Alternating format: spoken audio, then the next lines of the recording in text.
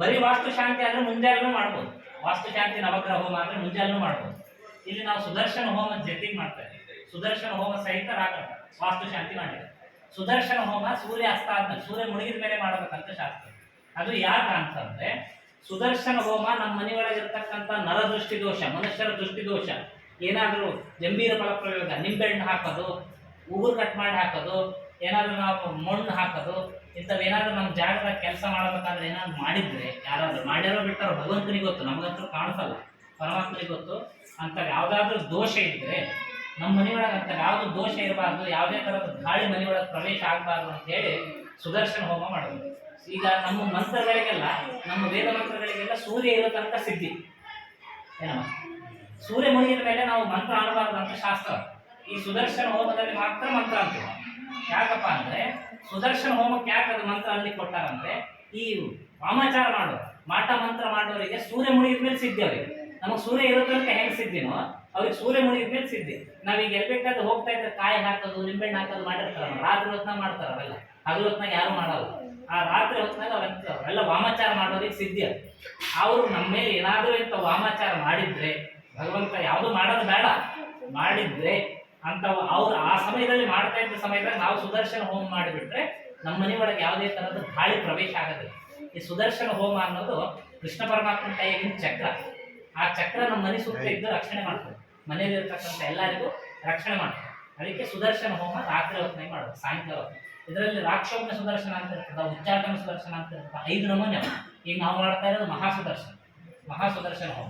ರಾಕ್ಷೋಗ್ನ ಸುದರ್ಶನ ಹೋಮ ಅಂದರೆ 8 ಗಂಟೆ ಮೇಲೆ ಶುರು ಮಾಡ್ತೀವಿ. 8 ಗಂಟೆ ಮೇಲೆ ಶುರು ಮಾಡಿ 11 12 ಗಂಟೆ ತನಕ ಮಾಡ್ತೀವಿ. ಉಚ್ಚಾಟನ ಸುದರ್ಶನ ಅಂತ ಇರ್ತದೆ, ಕಂಪಲ್ಸರಿ ನಮಗೆ ಮಾಡ್ಯಾರ ಅಂತ ಗೊತ್ತಾದ್ರೆ ಅದನ್ನ ಮಾಡಬೇಕು, ಸುಮ್ಮನೆ ಮಾಡ್ಲಿಕ್ಕೆ ಬರೋದಿಲ್ಲ. ಉಚ್ಚಾಟನ ಸುದರ್ಶನ ಅದು ರಾತ್ರಿ 12 ಗಂಟೆಗೆ ಶುರು ಮಾಡಿ ಮಧ್ಯರಾತ್ರಿ 3 ಗಂಟೆ ತನಕ ಮುಗಿಸ್ತೀವಿ. ಅದಕ್ಕೆ ಒಣಮೆಣಸಿನಕಾಯಿ ಒಳಗೆ ಬೀಜ ಬರ್ತಾವೆ, ಆ ಬೀಜದಿಂದ ಆಹುತಿ ಹಾಕಿ, ಅದಕ್ಕೆಲ್ಲ ದೊಡ್ಡ ಪ್ರೊಸೀಜರ್, ಲೆಂದಿ ಪ್ರೊಸೀಜರ್. ಅದು ಕಂಪಲ್ಸರಿ 100% ನಮ್ಗೆ ಆಗ್ಯದ ನಮ್ಮ ಮನೆ ಮೇಲೆ ಅಂತ ಅಂದಾಗ ಮಾಡಬೇಕು, ಸುಮ್ಮನೆ ಮಾಡ್ಲಿಕ್ಕೆ ಬರಲ್ಲ. ಉಚ್ಚಾಟನ ಸುದರ್ಶನ ಅಂತ ಕರೀತಾರೆ. ಹಿಂಗೆ ಸುದರ್ಶನ ಹೋಮದಲ್ಲಿ ನಮೂನೆ ಅವು. ನಮ್ಗೆ ಯಾವುದು ಬೇಡ, ನಮ್ಮ ಮನೇಲಿ ಇರೋರು ಸುಖವಾಗಿರೋರು, ಯಾರು ಏನಾರ ಇರಲಿ, ಅವ್ರಿಗೆ ಒಳ್ಳೇದಾಗಲಿ. ಪಾಪ ಅವ್ರು ನಮಗೆ ಕೆಟ್ಟದ್ದು ಮಾಡ್ಯಾರ, ನಾವು ಯಾರಿಗೂ ಕೆಟ್ಟದ್ದು ಮಾಡಬಾರ್ದು. ಅದಕ್ಕೆ ಒಳ್ಳೇದಾಗಲಿ, ನಮ್ಮ ಮನೆಯಲ್ಲಿ ಇರ್ತಕ್ಕಂಥವ್ರಿಗೆಲ್ಲ ಒಳ್ಳೇದಾಗಲಿ ಅಂತೇಳಿ ಸುದರ್ಶನ ಹೋಮ ಮಾಡ್ತಾರೆ. ಸುದರ್ಶನ ಹೋಮ, ವಾಸ್ತು ಶಾಂತಿ, ನವಗ್ರಹ ಹೋಮ. ಮೊದಲು ಗಣಪತಿ ಪೂಜೆ ಆಗ್ತದಮ್ಮ, ಗಣಪತಿ ಪೂಜೆ ಆಗ್ತದೆ ಗಣಪತಿ ಹೋಮ, ಗಣಪತಿ ಹೋಮ, ವಾಸ್ತು ಪೂಜೆ ವಾಸ್ತು ಹೋಮ, ಲಕ್ಷ್ಮೀನಾರಾಯಣ ಪೂಜೆ ಲಕ್ಷ್ಮೀನಾರಾಯಣ ಹೋಮ, ಸುದರ್ಶನ ಪೂಜೆ ಸುದರ್ಶನ ಹೋಮ, ಮೃತ್ಯುಂಜಯ. ಈ ವಾಸ್ತು ಶಾಂತಿ ಯಾಕೆ ಮಾಡಬೇಕು ಅಂತ ಶಾಸ್ತ್ರ. ನಿಮಗೆಲ್ಲ ಸ್ವಾಮಿಯರು ಬಂದರು 1 ಗಂಟೆ 11 ಕಳಶ ಇಟ್ಟರು ಮಾಡಿದ್ರು ಹೋಗಿದ್ರು ಅಂತ ಹೇಳಬಾರ್ದು. ನಾಳೆ ಕೇಳಿದ್ರೆ ನಿಮಗೆ ಗೊತ್ತಿರ್ಬೇಕು ನಾವು ಏನೇನು ಹೋಮ ಮಾಡೀವಿ, ಯಾವ ಉದ್ದೇಶಕ್ಕೆ ಮಾಡೀವಿ ಅನ್ನೋದು ಗೊತ್ತಾಗುತ್ತೆ. ಈ ವಾಸ್ತು ಶಾಂತಿ ಯಾಕೆ ಮಾಡ್ತೀವಿ ಅಂದರೆ, ನಮಗೆ ವಾಸ್ತು ದೋಷನ ಈಗ ನಾನು ಬಂದ ತಕ್ಷಣ ಹೇಳಿದೆ ಎಲ್ಲ ಕರೆಕ್ಟ್ ಆದಪ್ಪ, ನಾಗರಾಜ್ ಚೆನ್ನಾಗದ ಮನೆ, ಎಲ್ಲ ವಾಸ್ತು ಪ್ರಕಾರ ಅದ. ಈಗ ಸ್ವಾಮಿನೆಲ್ಲ ಕರ್ಕೊಂಡೋಗಿ ತೋರಿಸ್ಕೊಂಬಂತ, ಸ್ವಾಮಿ ಇಲ್ಲೊಂದು ಸ್ವಲ್ಪ ಜಾಗ ಬಂತು, ಹಿಂಗೆ ತೊಗೊಂಡೆ, ಹಿಂಗೆಲ್ಲ ಇದು ಮಾಡಿದೆ, ಈಗ ಕರೆಕ್ಟ್ ಆಗೋದಿಲ್ಲ, ಎಲ್ಲ ಕೇಳಿದೆ, ಎಲ್ಲ ಕರೆಕ್ಟ್ ಆದ. ಎಲ್ಲ ಕರೆಕ್ಟ್ ಇದ್ರು ನಮ್ಮ ಮಿಸ್ಟೇಕ್ ಆಗ್ತಾವೆ, ತಪ್ಪು ಆಗ್ತಾವೆ, ವಾಸ್ತು ದೋಷ ಬರ್ತಾವೆ. ಆ ವಾಸ್ತು ದೋಷ ನಮ್ಗೆ ಎಲ್ಲಿಂದ ಶುರುವಾಗ್ತದೆ ಅಂದರೆ, ನಾವು ಭೂಮಿ ತೋಡ್ತೀವಿ, ಅಲ್ಲಿಂದನೇ ಶುರುವಾಗ್ತದೆ. ಅಲ್ಲಿಂದನೇ ನಮ್ಗೆ ವಾಸ್ತು ದೋಷ ಶುರುವಾಗ್ತದೆ. ವಾಸ್ತು ಪುರುಷ ಅನ್ನೋ ಒಬ್ಬ ದೇವರು, ಆ ವಾಸ್ತು ಪುರುಷ ಅನ್ನೋ ದೇವರು ಪಾರ್ವತಿ ಪರಮೇಶ್ವರರ ಮಗ. ಶಿವಪುರಾಣದಾಗ ಬರ್ತದೆ, ಪಾರ್ವತಿ ಪರಮೇಶ್ವರರ ಮಗ. ಆ ವಾಸ್ತು ಪುರುಷ ಅನ್ನೋ ದೇವರು ಅವ್ರ ತಂದೆ ತಾಯಿ ಜೊತೆಗೆ ಕೈಲಾಸ ಪರ್ವತದೊಳಗೆ ಇರ್ತಾ ಇದ್ದ. ಆತಗ ಆ ಹುಡುಗ ಅಲ್ಲಿ ಕೈಲಾಸ ಪರ್ವತ ಥಂಡಿ ತಡೀಲಿಕ್ಕೆ ಆಗಲಿಲ್ಲ. ಅವಾಗ ತಂದೆ ತಾಯಿನ ಕೇಳ್ತಾನೆ, ನನಗೆ ಯಾವ್ದಾದ್ರು ಬೇರೆ ಒಂದು ಜಾಗ ಕೊಡ್ರೆ ನನಗೆ ಇಲ್ಲಿ ಇರ್ಲಿಕ್ಕೆ ಆಗೋತ್ತು, ನಾನು ಬೇರೆ ಕಡೆ ಇರ್ತೀನಿ ಅಂತಂದಾಗ ಅವಾಗ ಶಿವಪಾರ್ವತಿಯರು ಹೇಳ್ತಾರೆ, ನೀನು ಭೂಲೋಕಕ್ಕೆ ಹೋಗು, ಯಾವ್ದು ಖಾಲಿ ಜಾಗ ಇರ್ತದೋ ಅದೆಲ್ಲ ನಿಂದೇ ಜಾಗ, ಅಲ್ಲಿದ್ದು ಬಿಡು ಅಂತ ಹೇಳ್ತಾರೆ. ಹೇಳಿದಾಗ ಆತ ಭೂಲೋಕಕ್ಕೆ ಬಂದು ನೋಡ್ತಾನೆ, ಯಾವ ಅಪಾರ್ಟ್ಮೆಂಟ್ ಇಲ್ಲ, ಫ್ಯಾಕ್ಟ್ರಿ ಇಲ್ಲ, ಬಿಲ್ಡಿಂಗ್ಗಳಿಲ್ಲ, ಖಾಲಿ ಜಾಗ. ಸಣ್ಣ ಕೂಸುಗಳು, ಮಕ್ಕಳು ಹೆಂಗೆ ಮಲಗ್ತಾವ, ಡಬ್ಬು ಬಾಗಿಲು ಮಲಗ್ತಾವ. ಆ ಕೂಸು ಬಂದ ಹುಡುಗ ಬಾಗಿಲು ಮಲ್ಕೊಂಡು, ಈಗ ನಾವೇನು ಮಾಡೀವಿ, ಅದನ್ನ ಬೆನ್ನ ಮೇಲೆ ಗ್ರಹ ನಿರ್ಮಾಣ ಮಾಡಿ, ಅದನ್ನ ಬೆನ್ನ ಮೇಲೆ ನಾವೀಗ ಮನೆ ಕಟ್ಟಿರೋದು, ಅಲ್ಲಿಂದನೇ ನಮ್ಮ ವಾಸ್ತು ದೋಷ ಶುರುವಾಯಿತು.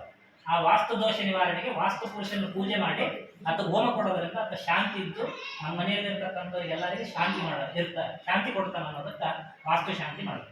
ಆಮೇಲೆ ನಾವು ಈ ಜಾಗದಾಗ ಕಲ್ಲು ಹೊಡಿತೀವಿ. ಮೊದಲು ಯಜಮಾನ ನಿಮ್ಮ ತಾಯಿಯವರೆಲ್ಲ ಹೇಳ್ತಿದ್ರು, ಈ ಕಲ್ಲಿಗೆ ಕಲ್ಲು ತೊಗೊಂಡು ಹುಡುಗರು ನಾವೆಲ್ಲ ಸಣ್ಣವರಿದ್ದ ಕಲ್ಲಿಗೆ ಕಲ್ಲು ತೊಗೊಂಡು ಕುಟ್ಟಿದ್ರೆ ಬೈತಿದ್ರು ಮನೆ, ಕಲ್ಲಿಗೆ ಕಲ್ಲು ತೊಗೊಂಡು ಕುಟ್ಟುಗಾಡಿ ಒಕ್ಕಟ್ಟು ಬೇರೆ ಹೊರಗೆ ಹೋಗ್ರಿ ಅಂತ.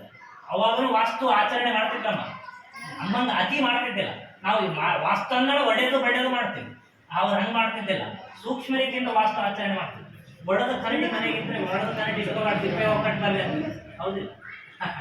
ಅದಕ್ಕೆ ಇಲ್ಲಿ ಗಾಡಿ ಹೊಡಿತಾರೆ, ಕಿಟಕಿ ಬಾಗಿಲು ಅವೆಲ್ಲ ಮಾಡ್ಬೇಕಾದ್ರೆ ಗಾಡಿ ಹೊಡಿತಾರೆ, ಕಟ್ಟಿಗೆ ಕೊರಿತಾರೆ, ಕಟ್ಟಿಗೆ ಕೊರಿಬಾರ್ದು, ಆ ಕರ ಕರ ಕರ ಕರ ಶಬ್ದ ಅದು ವಾಸ್ತು ದೋಷ.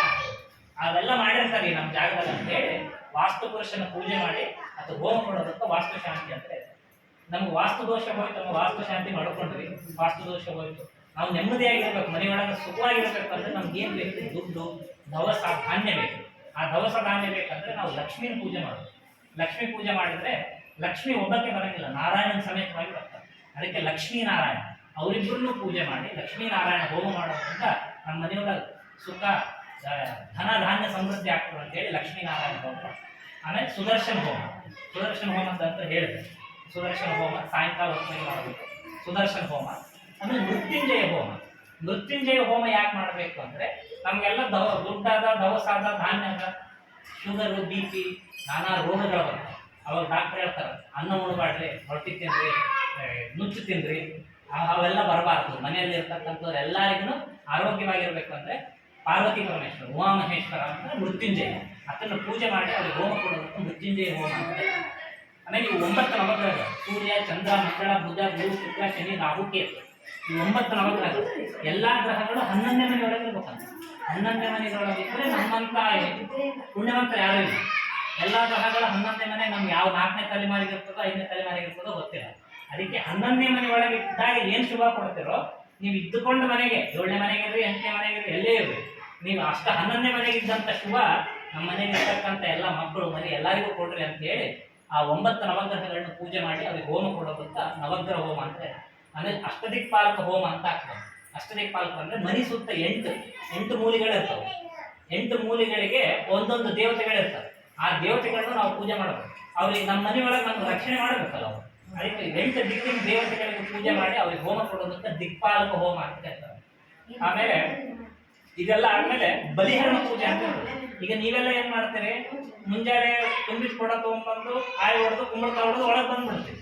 ಆಮೇಲೆ ಹೋಮ ಮಾಡ್ತೀವಿ. ಆಮೇಲೆ ಹೋಮ ಮಾಡಿ ಸತ್ಯನಾರಾಯಣ ಪೂಜೆ ಮಾಡ್ತೀವಿ. ಇದು ಪ್ರೊಸೀಜರ್ ಹೆಂಗಂದ್ರೆ, ಪದ್ಧತಿ ಹೆಂಗಂದ್ರೆ, ನಮ್ಮ ಮನೆಯಲ್ಲಿ ಇರ್ತಕ್ಕಂಥ ದೋಷಗಳೆಲ್ಲ ಹೊರಗೆ ಹೋದ ಮೇಲೆ ಕುಂಬಳಕಾಯಿ ಹೊಡಿಬೇಕು. ದೃಷ್ಟಿ ದೋಷ ಪರಿಹಾರಕ್ಕೆ ಕುಂಬಳಕಾಯಿ ಬಲಿದಾನ, ಅದು ಬಲಿ ಕೊಟ್ಟಂಗ ನಾವು. ಅಂದ್ರೆ ಮೊದಲು ಪೂರ್ವ ಕಾಲದಾಗೆಲ್ಲ ರಾಜ ಮಹಾರಾಜರ ಕಾಲದಾಗ ಇದು ಕೊಡ್ತಿದ್ರ, ಪ್ರಾಣಿ ಬಲಿ ಕೊಡ್ತಿದ್ರಂತ. ಪ್ರಾಣಿ ಬಲಿ ಕೊಡಬಾರ್ದು. ನಮ್ಮ ಸನಾತನ ವೈದಿಕ ಧರ್ಮದ ಪ್ರಾಣಿ ಬಲಿ ಇಲ್ಲ. ಅದಕ್ಕೆ ಕುಂಬಳಕಾಯಿ ಒಳಗೆ ಪ್ರಾಣಿ ಆವಾಹನೆ ಮಾಡಿ ಕುಂಬಳಕಾಯಿ ಬಲಿ ಕೊಡ್ತೀವಿ.